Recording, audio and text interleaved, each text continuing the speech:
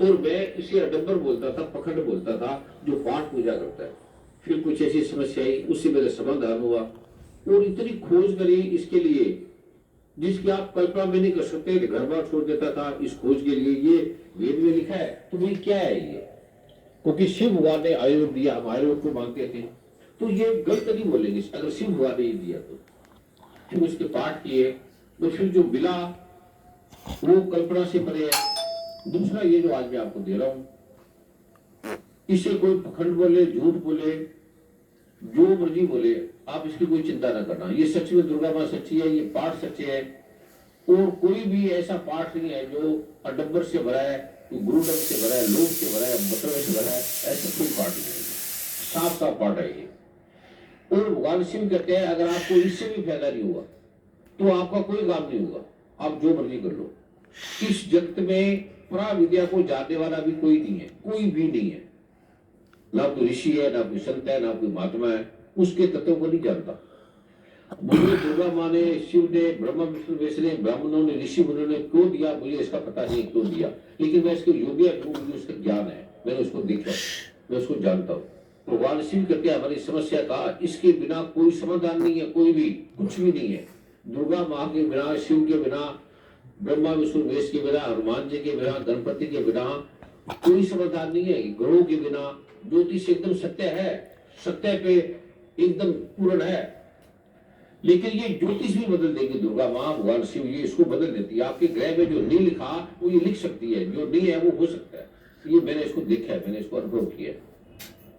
लेकिन जिस तरह से मैं चलाऊं, जिस तरह से दूसरे लोग कार पे चलते हैं, जिस तरह से अरुण जी बम्बे गए, उस तरह से आप भी बम्बे जा सकते हैं। कोई ऐसा वो नहीं है, चमत्कार नहीं है, कोई बड़ापन नहीं है, कोई विशेषता कुछ नहीं है। ऐसा सारे वेद, सारे शास्त्र जो में नजर आ रहे हैं, ये ब्राह्मणों से आए हैं। अगर आप ब्राह्मणों की, गुरु की गीता की सेवा नहीं करेंगे, उसका ध्यान नहीं करेंगे, तो ये आपको नहीं मिलेगा, कुछ समझ में नहीं आएगा। पढ़ लोगे, पर जो इसका तत्व है, जो सिद्धि है, जो इस रहस्य के बारे में, इस काम के बारे में बाधा डालता है, हमेशा हर चीज में बाधा डालेगा, हर कर्म में बाधा डालेगा। आपके कर्म खराब है, ग्रह खराब है, और ग्रह सच्चे हैं देवी पूरे, लेकिन इससे आपके ग्रह भी दुर्गा माँ चाहे भगवान शिव का तू बदल सकती है, कोई प्रॉब्लम नहीं है, आराम से बदल सकती है वो। उसके लिए ऐसे जैसे हमने पेन उठाया ऐसे उसके लिए भगवान ने साफ लिखा है कि ये मंत्र को जगाने के लिए है, इसे भक्तिहीन पुरुष को नहीं देना चाहिए। जो भक्तिहीन है, जो नहीं मानता, जिद्दी है, उसको नहीं देना चाहिए।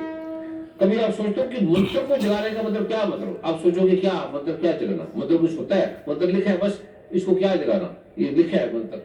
कहते हैं ये पाठ सिर्फ मंत्र को जगाने के लिए है। हे पार्वती, इसे गुप्त रखो, और जो बिना इसके पाठ करता है उसे उसी प्रकार सिद्धि नहीं मिलती जैसे वन में रोना निरर्थक है। वन में आप बैठे रहोगे, जब जो मर्जी पड़े रहोगे, आपको मिलेगा कुछ नहीं, किसी को नहीं पता मंत्र जगाने का।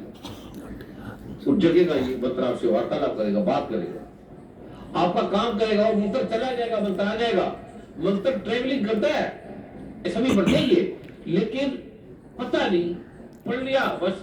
परमात्मा शिव मां दुर्गा इतनी नजदीक है कि वेद का वाक्य है, दुर्गा मां बोल रही है, किसी ब्राह्मण को नहीं पता, किसी को नहीं इसका ज्ञान। वो दुर्गा मां ने साफ लिखा है, ये सब कुछ मैंने बनाया है, पंचमहाभूत सब मैंने बनाया है, और ब्रह्मा विष्णु महेश को मैंने शरीर धारण कराया है। ये चंद्रमा सूर्य तारे जो भी है ये मेरे से चलते हैं। वेद मैंने बनाए हैं, अवेद भी मैंने बनाया है, विद्या भी मैंने बनाया है, और मैं तुम्हारे ऊपर नीचे अगल बगल में मैं हूँ। ऊपर नीचे अगल बगल में यहाँ है, अगल बगल कहाँ है किसको पता है? अगल बगल है तो कोई तो पता है अगल बगल, फिर क्यों जाते हैं मंदिरों में, दूर क्यों जाते हैं? अगल बगल कर, अगल बगल हूँ, इसमें कहीं नहीं लिखा मंदिर जाओ वहां जाओ, कुछ नहीं लिखा इसमें। सीधा दुर्गा मां ने डायरेक्ट बोला है, ये अकेला अध्याय है, और ये अपने में कंप्लीट अध्याय है, इससे ऊपर कोई अध्याय नहीं। छोटा सा पाठ है ये, और जो उसको नहीं जानता, जो दुर्गा मां ने कह दिया कि जो उसे नहीं जानता वह सैकड़ों लाख जप करके भी सिद्धि मतलब वो रहस्य को नहीं जान सकता। इसलिए किसी को नहीं पता, वेदों को पढ़ लेगा, संस्कृत सुना देगा, पता नहीं है। और वे सैकड़ों लाख जब करके सिद्धि नहीं प्राप्त कर सकता। और जो इसका जानकर 10 बार, छोटा सा मतलब 10 बार करता है, उसी से पापों से मुक्त, उसी से मुक्त हो जाएगा और माँ देवी के प्रसाद से बड़े दुस्तर संकटों को पार कर जाएगा। आपको इसके लिए जाने की जरूरत नहीं है, सीधी आपकी वार्ता बड़ी लगेगी। किसी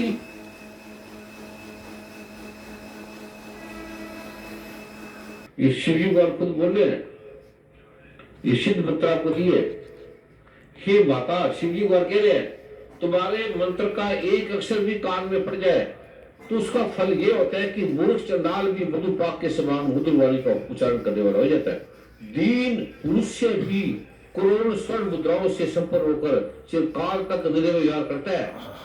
जब मंत्र के एक अक्षर का इतना फल है, आपके कई के रोग थे, कई की बीमारियां थी, कई की समस्या थी, बच्चों की, बेटों की, आप सोच नहीं सकते वो क्या क्या हो गया, खाली अभी थोड़ा पाठ करते हो।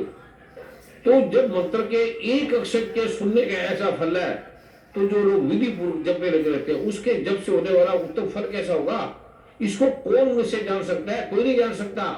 और वो शिव समान हो जाएगा, ब्रह्मा समान हो जाएगा। भूखे भजन न होए गोपाला, आपका धन नहीं है तो भजन नहीं होगा, तन बीमार है तो आप परमात्मा का नाम नहीं जप सकते, ऊर्जा बहने लग जाएगी गलत जगह, आपका बीमारी भी ठीक हो। और ये बीमारी भी शिव भगवान इसी से ठीक करेंगे। आगे आने वाले टाइम में भाप की ये दवाइयां चलेगी और सारी दुनिया की दवाइयां बंद हो जाएगी, एलोपैथिक दवाइयां खत्म हो जाएगी, उसको नुकसान बड़े हो रहे हैं। फिर वैज्ञानिक देख के हैरान हो जाएंगे तो ठीक होगी सदा के लिए। और एलोपैथिक कोई दवाई भी ठीक ही नहीं करती, डॉक्टर साहब से पूछ लो, हजारों बीमारियां पैदा करेगी। और स्किन के बड़े बड़े रोग है जिसका इलाज ही नहीं, और इसके बिना कोई समाधान नहीं।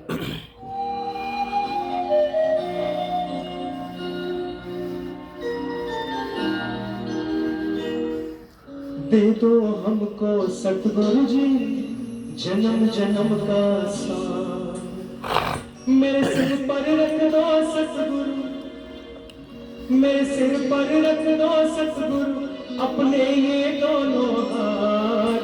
दे दो हमको सतगुरु जी जन्म जन्म का साथ, दे दो हमको सतगुरु जी जन्म जन्म का साथ।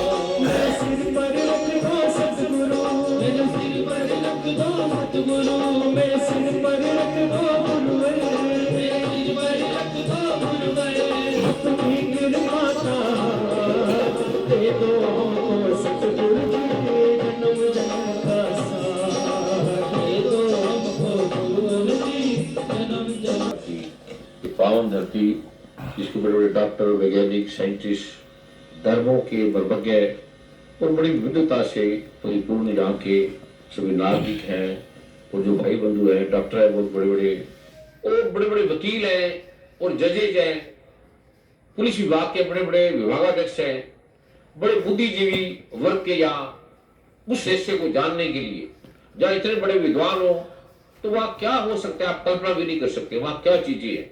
इनके आने मात्र से हमारी समस्या का समाधान होता है। जहाँ किसी भी संस्था में, किसी भी जगह इतने इतने मर्मज्ञ प्रतिभाशाली लोग होते हैं, वहां ऐसे नहीं कोई आ सकता, वहां पखंड नहीं होता, झूठ नहीं होता, आडंबर नहीं होता, व्यक्तिवाद की पूजा नहीं होती, वहां शास्त्र मार्ग से ये सारा प्रूफ चलता है। ये क्या रहस्य है जो लोग समझ से पार है, बढ़ते चले जा रहे हैं। जैसे भारत पहले गुलाम था अंग्रेजों का, उसी तरह आज भी भारत गुलाम है, आज भी हमारा देश गुलाम है, आजाद नहीं है। कोई रोग ठीक नहीं होता, वो दवाई सारी जिंदगी खाने पड़ेगी, जो दवाई खा रहे हैं वो दवाई और 10 बीमारियां पैदा करती है, ठीक नहीं करती।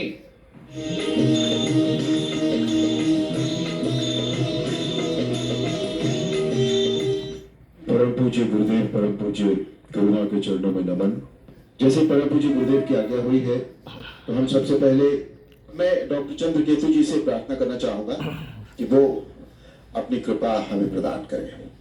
नव वर्ष के आरंभ में उत्साह की प्रतिमूर्ति को समायोजित किए हुए युग पुरुष के रूप में ब्रह्म ऋषि, तत्ववेता, ज्ञानवेता